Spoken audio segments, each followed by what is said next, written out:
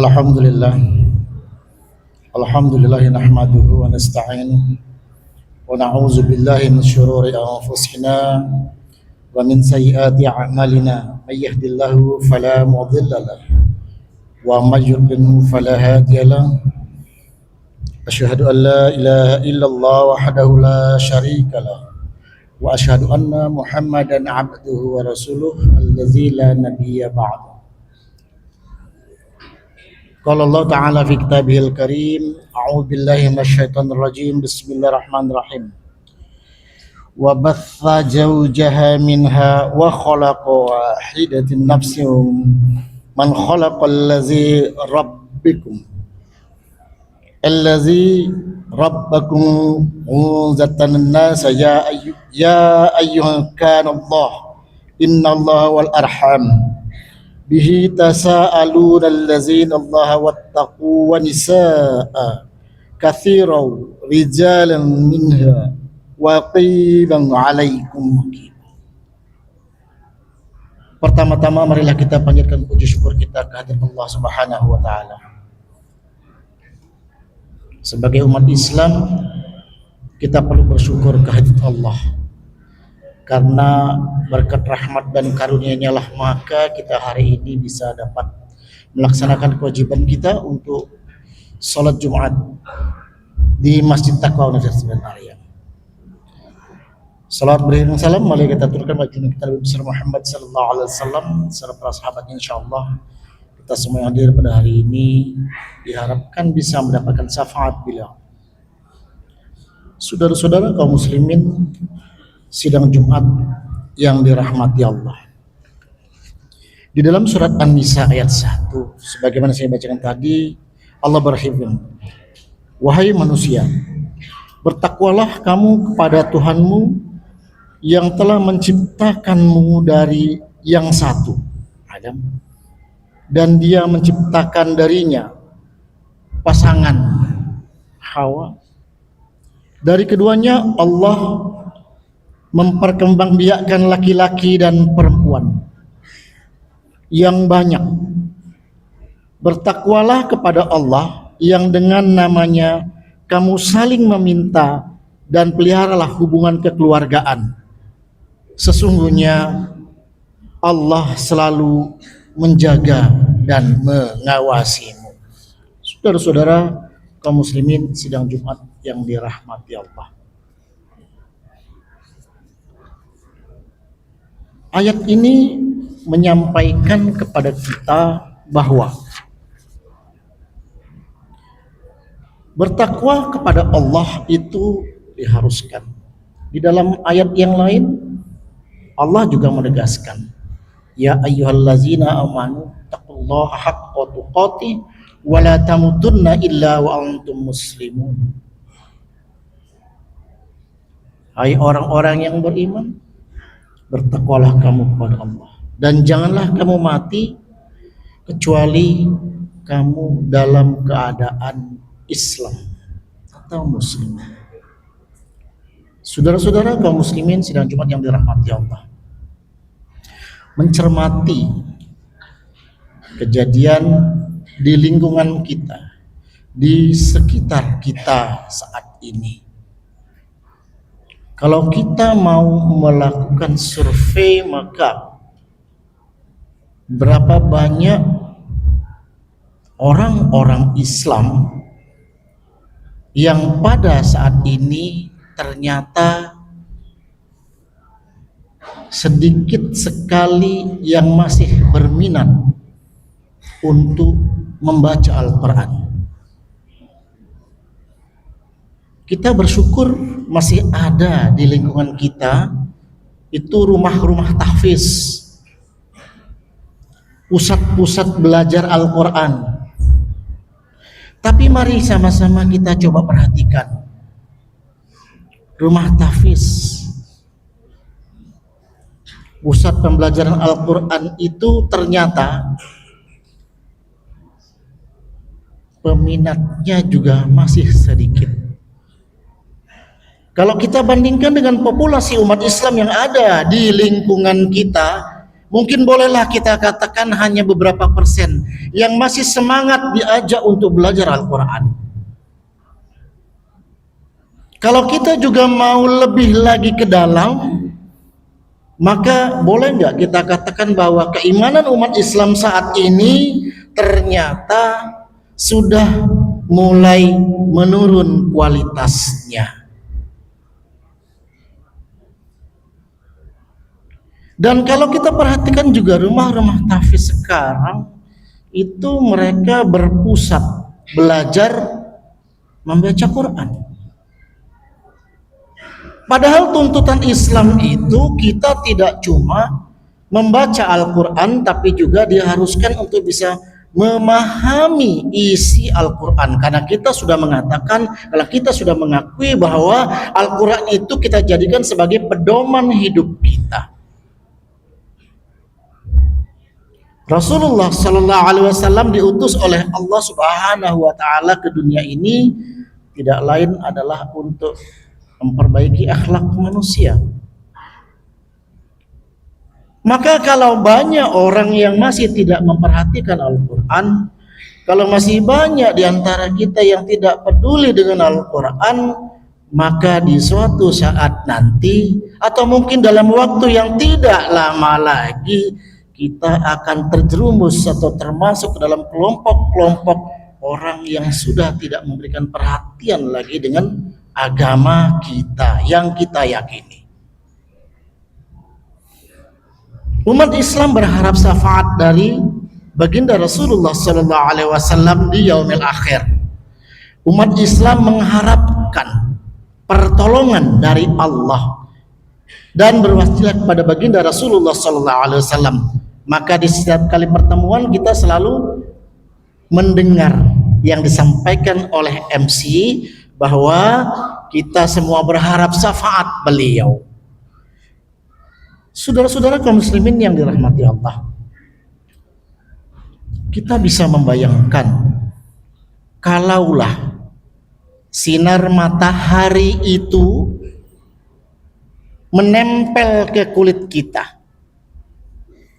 sinar matahari itu langsung ke kulit kita. Beberapa orang yang alergi terhadap sinar matahari, dia akan langsung melepuh mungkin, atau mungkin akan timbul ruam-ruam kulit yang akhirnya menunjukkan reaksi alergi dari tubuh kita. Beberapa orang yang tahan, mungkin mereka akan bertahan dengan sinar matahari itu. Saudara-saudara kita di Afrika sana, mereka akhirnya sampai hitam kulitnya karena sinar matahari. Kebayang nggak kita kalau di yaumil mahsyar nanti sinar matahari itu ternyata tidak jauh dari tubuh kita, sekilan dari kita. Kalau itu yang terjadi, maka tak terbayangkan bagaimana keadaan kita. Sekarang di dunia ini, sinar matahari yang mengenai tubuh kita itu terasa panas. Kita mau beranalogi panasnya itu seperti apa? Enggaklah api yang kita dekatkan dengan tubuh kita. Mungkin panasnya berbeda. Tapi kalau api yang mau kita sebagai analogi untuk mendekatkan kepada kulit kita, panasnya yang mungkin gak bisa tertahankan oleh kita, konon di yaumil mahsyar nanti kita tak ada sedikit pun penghalang yang bisa membantu kita atau melindungi kita dari panasnya terik. Maka ketika itu kita membutuhkan pertolongan, kita membutuhkan perlindungan. Nabi Muhammad SAW adalah pemimpin para nabi. Nabi Muhammad bisa memberikan syafaatnya kepada kita. Tapi kalau di dunia ini ternyata kita tidak pernah mengikat baginda Rasulullah SAW, ketika ada ucapan sholawat atau ajakan untuk membacakan sholawat, ternyata kita tidak tertarik sama sekali untuk menggoyangkan mulut kita, untuk lidah kita dengan ucapan sholawat itu, Bagaimana kita bisa ditolong oleh baginda Rasulullah Sallallahu Alaihi Wasallam? Kalau ada kata-kata atau ada nyanyian yang mengatakan salatullah salamullah ala taha rasulillah, ketika dilanjutkan itu ternyata kita tidak bisa melanjutkan, boleh nggak kalau kita katakan bahwa kita tidak kenal dengan baginda Rasulullah Sallallahu Alaihi Wasallam? Di dunia saja kita sesama manusia, kalau kita kenal, kita sebut namanya, kita jumpa dengan manusia itu, kemudian kita bertegur sapa, dan kita selalu berdiskusi, mungkin kita akan dikenal. Tapi kalaupun kita bertemu setiap hari tapi kita tidak pernah menyebutkan namanya, atau mungkin kita tidak pernah bertegur sapa, akankah beliau atau akankah manusia itu akan kenal sama kita? Pasti tidak. Kita terpisah jauh. 1500 tahun jarak antara kita sekarang ini dengan baginda Rasulullah Sallallahu Alaihi Wasallam. Bagaimana baginda Rasulullah akan kenal kita? Tapi Islam mengajarkan kepada kita untuk selalu bersolawat kepada baginda Rasulullah Sallallahu Alaihi Wasallam. Oleh karena itu, melalui mimbar ini saya mengajak, yuk kita bersolawat kepada baginda Rasulullah Sallallahu Alaihi Wasallam supaya kita semua bisa mendapatkan syafaatnya. Kembali kepada Al-Quran. Al-Quran sebagai pedoman kita, sebagai pedoman hidup kita yang bisa menuntun kita untuk bisa ke akhirat. Sekarang ini ternyata sudah banyak sekali distorsi yang menghalangi kita untuk bisa membaca Al-Quran itu. Telepon genggam yang kita pegang, orang yang bijak bisa mengantarkan dia untuk bisa ke surga. Orang yang bijak dengan handphonenya dia bisa membaca Al-Quran, mendengarkan murotal. Tapi tanpa kita sadari ternyata handphone kita lebih dekat lagi untuk mengantarkan kita ke neraka. Kenapa? Semua informasi, semua ajakan syaitan itu ternyata ada di handphone kita. Saudara-saudara kaum muslimin sidang Jumat yang dirahmati Allah, membaca Al-Quran saat ini boleh kalau kita bilang langka. Kenapa? Karena mungkin kalau kita lakukan survei dari 100 orang Islam yang mengaku dirinya muslim, kalau kita cek, yuk kita baca Al-Quran, mungkin dari 100 itu kalau dapat 50, alhamdulillah. Tapi jangan-jangan dari 100 itu kita tak dapat 50. Kalaulah kita dapat yang 50 itu bisa baca Al-Quran, oke. Bisa kenal huruf-huruf Al-Quran, maka apakah dia sudah bisa membaca dengan baik dan benar? Wallahu a'lam. Mungkin ini menjadi lapangan penelitian untuk kita bisa cek. Tapi sebelum sampai ke sana, mungkin kita bisa cek dulu, karena keluarga adalah hal yang sangat penting bagi kita. Kita mengenal, ya ayyuhallazina amanu qu anfusakum wa ahlikum naro.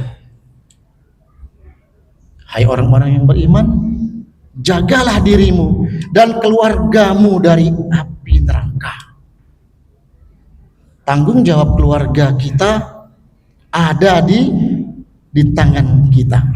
Bapak-bapak, laki-laki, penanggung jawab keluarga. Kita cek, apakah keluarga kita semuanya sudah kenal dengan huruf-huruf Al-Quran?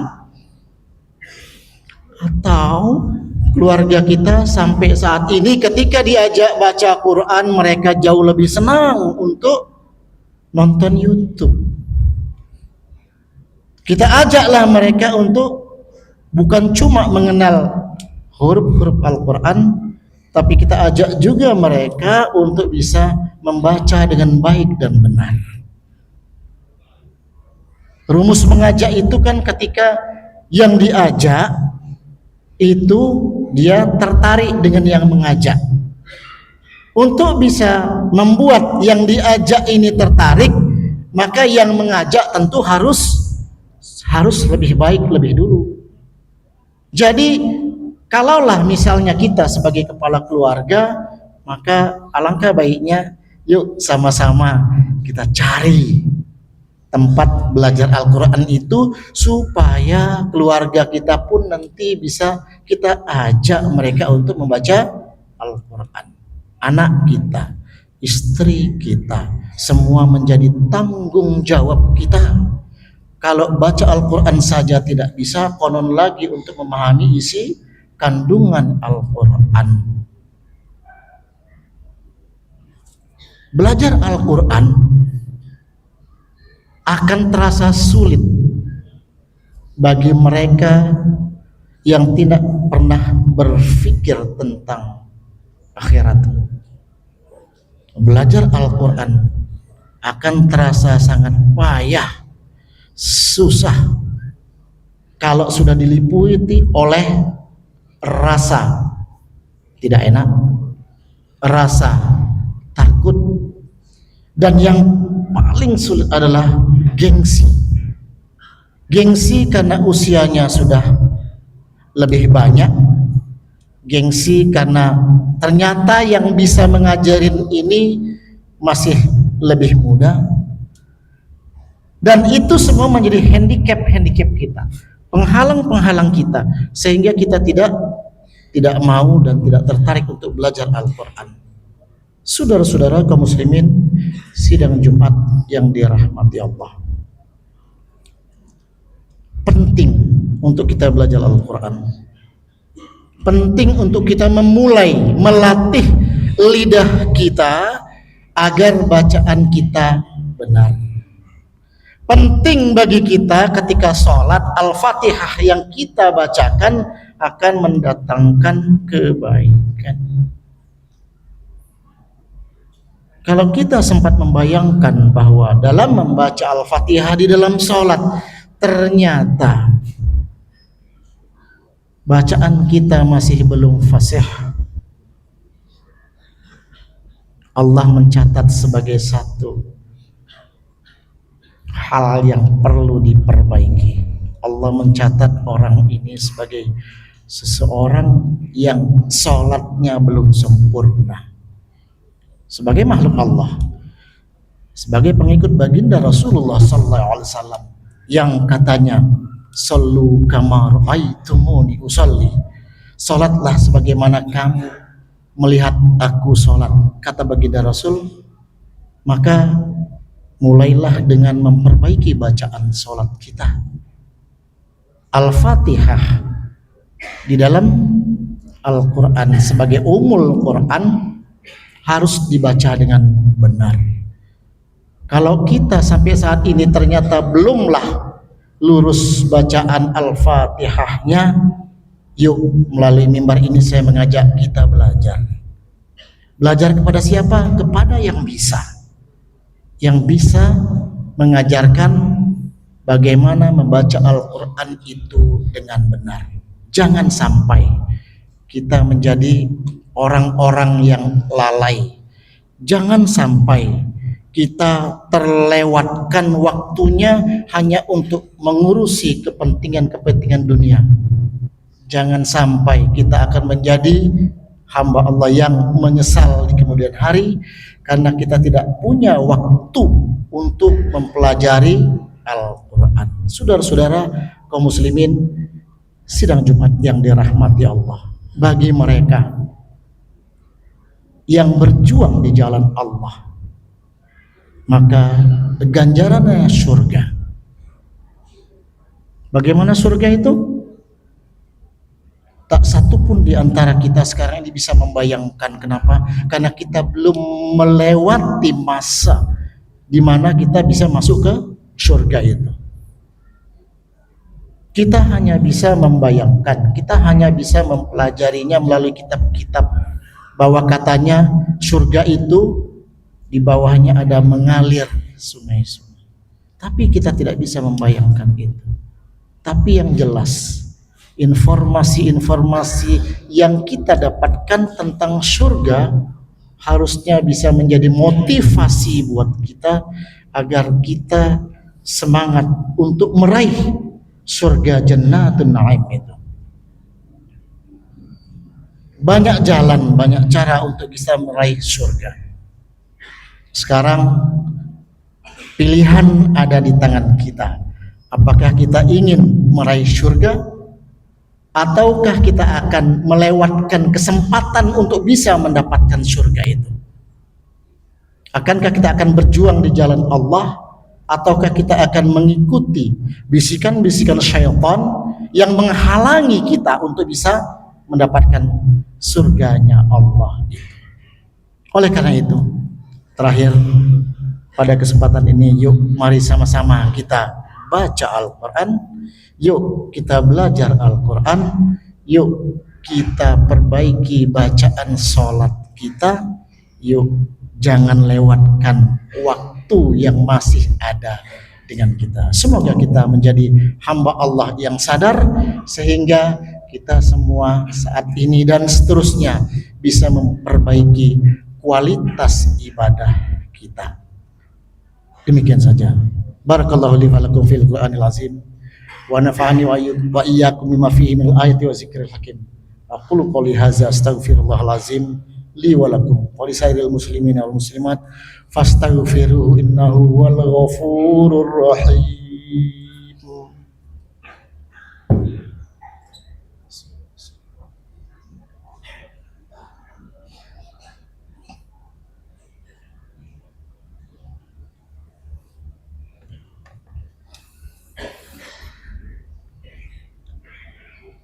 Alhamdulillah. Alhamdulillahillazi bi ni'matihi tatimmus salatus silahat